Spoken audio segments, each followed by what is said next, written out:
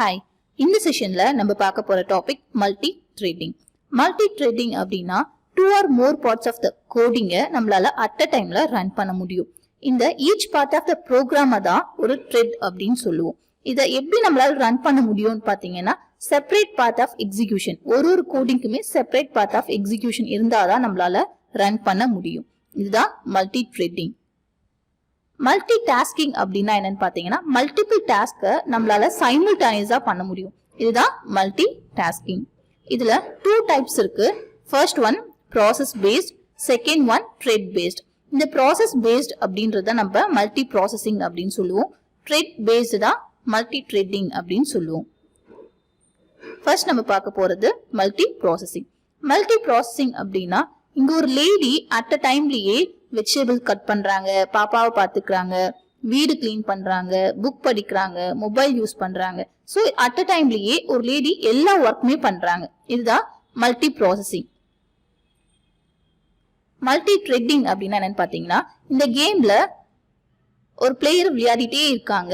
இது எல்லாமே ஒரு த்ரெட்.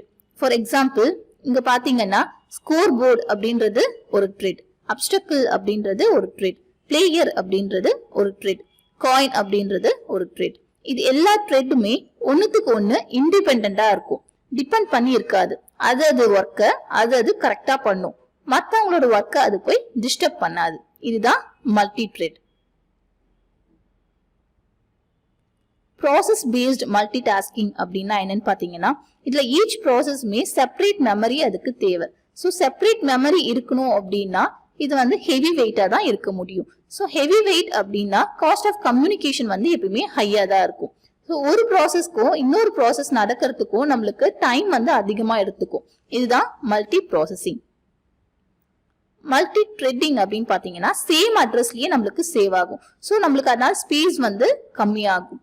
இது வந்து லைட் வெயிட் ப்ராசஸர் அப்படின்னு சொல்லுவாங்க. காஸ்ட் ஆஃப் கம்யூனிகேஷன் வந்து கம்மியா இருக்கும், ஏன்னா இது வந்து லைட் வெயிட் ப்ராசஸர். இதுதான் மல்டி த்ரெட்டிங்.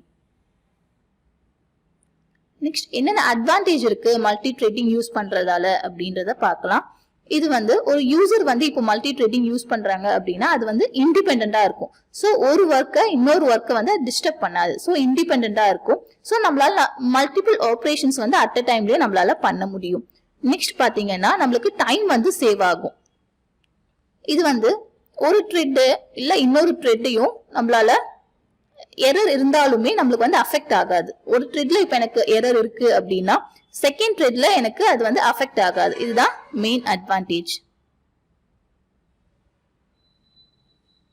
சோ த்ரெட் அப்படின்னா என்ன அப்படின்றத பார்க்கலாம். த்ரெட் வந்து it's a lightweight processor. இது ஸ்மால் யூனிட். ஆக்சுவலா இது எப்படி நம்ம ரன் பண்ணும் அப்படின்னு பாத்தீங்கன்னா separate path of execution use பண்ணி தான் நம்மளால ரன் பண்ண முடியும். நான் ஆல்ரெடி சொன்னேன் த்ரெட் அப்படின்றது ஒரு இண்டிபெண்டன்ட், அது வந்து யாரையும் டிபெண்ட் பண்ணி இருக்காது. இது வந்து இண்டிபெண்டன்ட். தென் ஏதாவது ஒரு த்ரெட்ல வந்து நம்மளுக்கு எரர் இருந்தது அப்படின்னா வேற ஒரு த்ரெட் அது அஃபெக்ட் பண்ணாது. அதனால நம்மளுக்கு மெமரியும் கம்மியா தான் இருக்கும். இதுதான் த்ரெட்ஸ் இன் ஜாவா. சோ ஒரு த்ரெட் எப்படி கிரியேட் பண்றது அப்படின்றத பார்க்கலாம்.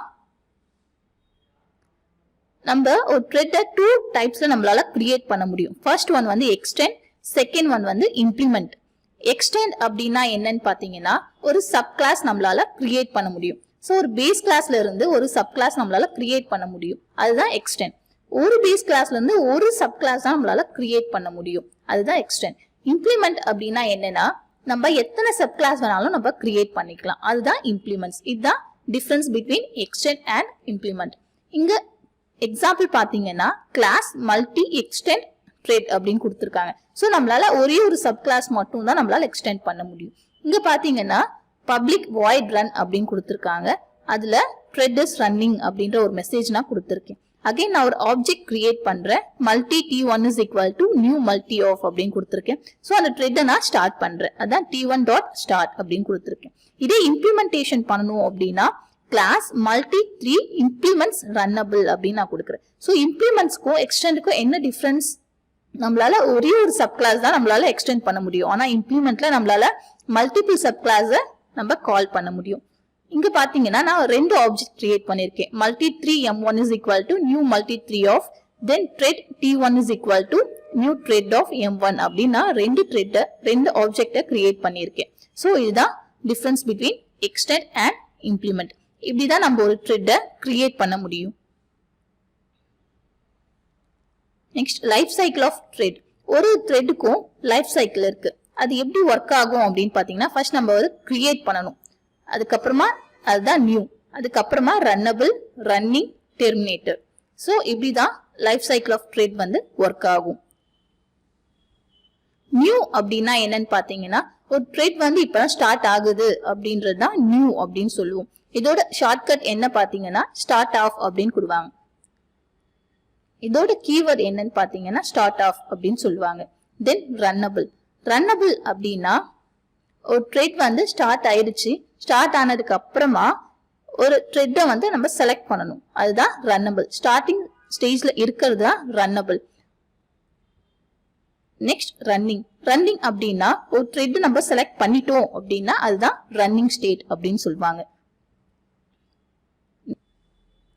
டெர்மினேட்டட் அப்படின்னா ஒரு த்ரெட் வந்து டெட் ஸ்டேட்டுக்கு போயிடுச்சு அப்படின்னு அர்த்தம். இதுதான் டெர்மினேட்டட். Next waiting. வெயிட்டிங்ன்றது ஒரு த்ரெட் வந்து அலைவா இருக்கும், ஆனா அது வந்து நம்மளால எக்ஸிக்யூட்டோ இல்ல ரன்னோ பண்ண முடியாது. அதுதான் வெயிட்டிங். ஸோ இதுதான் மல்டி த்ரெட்டிங்.